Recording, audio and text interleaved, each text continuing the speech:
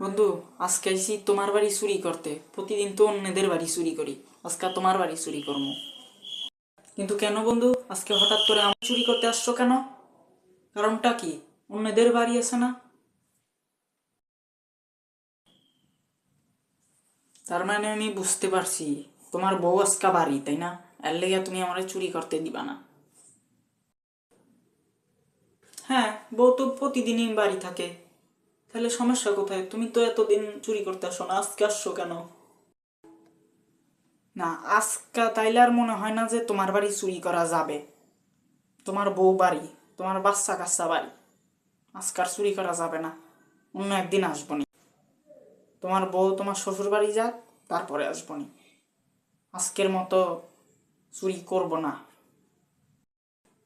দাঁড়াও, তোমাকে একটা জিনিস দিয়ে দেই। তুমি যেহেতু চুরি করতে আসছো, চোরকে খালি হাতে ফিরাতে নেই। চোরকে কিছু একটা দিয়েই দেই। তুমি দাঁড়াও এইখানে। কি যে এই সেরাই আমারে দিব, আল্লাহই জানে। সেরাই নিয়ে আবার আবার বাসায় না বাইরে, আমার তো বাইরে ইলে আর চুরি করতেও পারবো না, ঠ্যাং ম্যাং বাইঙ্গে যাইব। তারপরে দেখি, অপেক্ষা করি স্যার আমারে কি দেয়।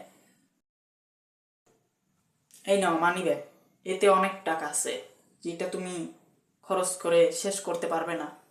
এই নাও, ধরো। আচ্ছা বন্ধু, দেও। আল্লাহই জানে মানি ব্যাগটার ভিতরে কি আছে। তারপর লইয়া যাইগা বন্ধু, যাইগা, হ্যাঁ? আচ্ছা।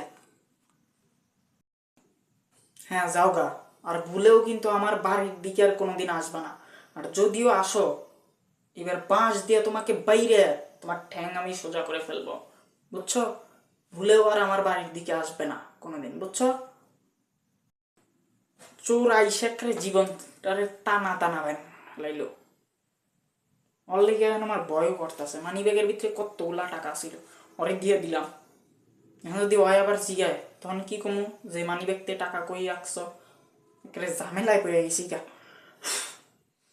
কি করি, মাথার ভিতরে কোনো বুদ্ধি আসতেছে না। চোরকে এতগুলা টাকা দিয়ে দিলাম, না কি করা যায়? কেউ একটা বুদ্ধি দাও আমাকে। তোমরা তো পারবে না আমাকে বুদ্ধি দিতে কোনোদিনও।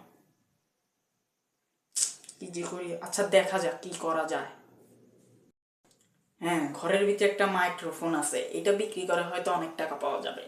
সো ওদেরকে বলা যাবে না যে এটা আমি বিক্রি করব, নাহলে আবার জানতে পারলে আমাকে আলু ভর্তা বানিয়ে ফেলবে।